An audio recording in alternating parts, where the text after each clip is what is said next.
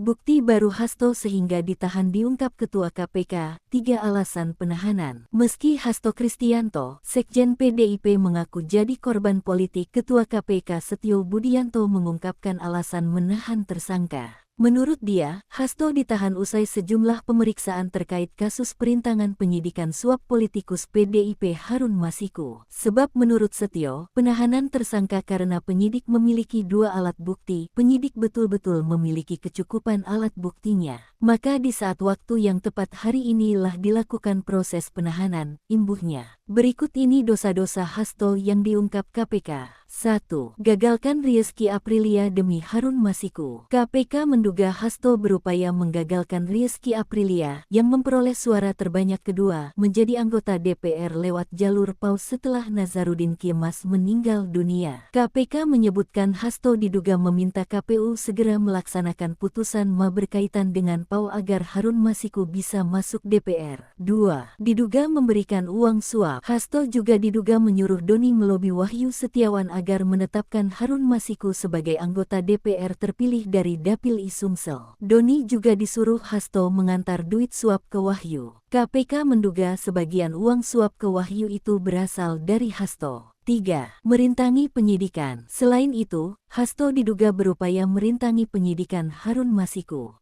Hasto diduga memerintahkan Harun Masiku merendam handphone sebelum kabur. Hasto juga diduga memerintahkan salah satu pegawai merendam ponselnya sebelum diperiksa KPK pada Juni tahun 2024. KPK juga menduga Hasto meminta saksi memberi kesaksian palsu ke